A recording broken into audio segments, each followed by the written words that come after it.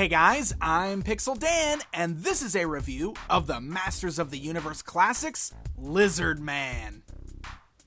That's right, another character who only appeared in the original Filmation cartoon series finally gets an action figure thanks to Classics. So let's check him out. As you can see, he comes on that standard Masters of the Universe Classics blister card packaging, fully showcasing the action figure within. Flipping the package around to the back side, we get a look at some of the other figures available in the Classics line, and below that, we get a brand new bio for Lizard Man.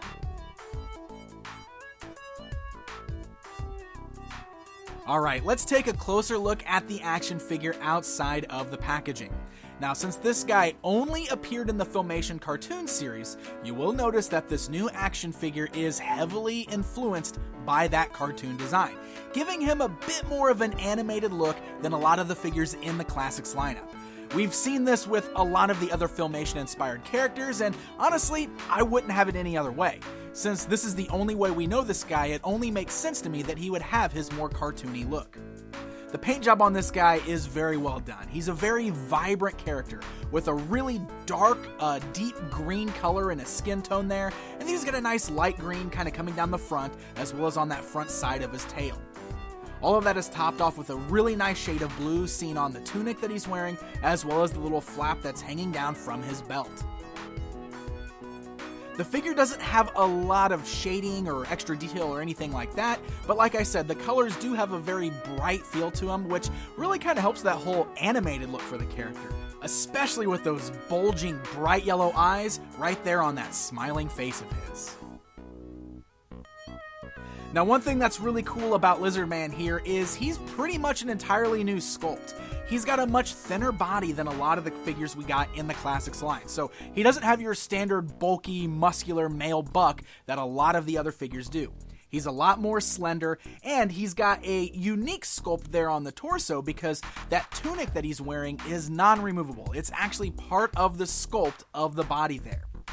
He also has really great detail specifically on his hands. You'll notice that his left hand is open and it's got these really long fingers that are webbed. And the webbing between the figures is made of a translucent green plastic, which is a really nice touch. Even his right hand, which is a bit more clenching to hold onto an accessory, still has that translucent webbing between the fingers.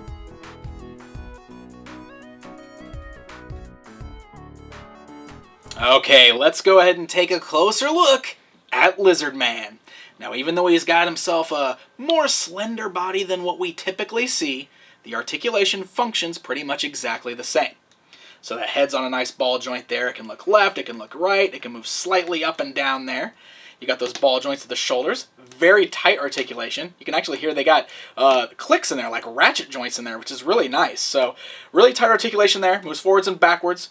Swivel at that bicep right there, standard joint at the elbow, swivels at the wrist. There's no torso crunch articulation. This is all one solid piece, and like I said, that tunic is actually part of the sculpt there. But then you can swivel him at the waist. Got the nice ball joints at the thighs, so the legs can go outwards. They can move forwards and backwards really well. The loincloth doesn't get in the way. Swivels at the thighs. Standard joint at the knee. Really cool joint here too. You can see that the sculpt hides the articulation on the knee. It's pretty neat.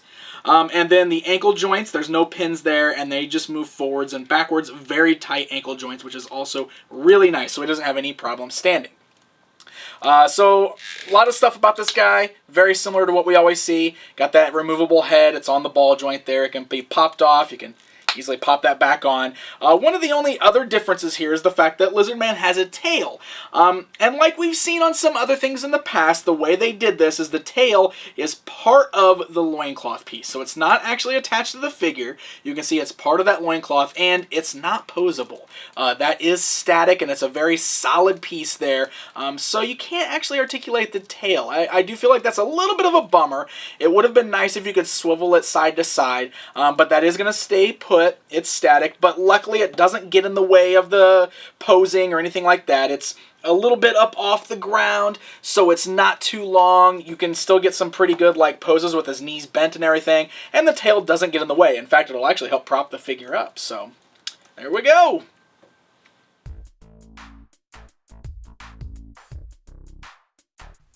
So Lizard Man includes 2 accessories.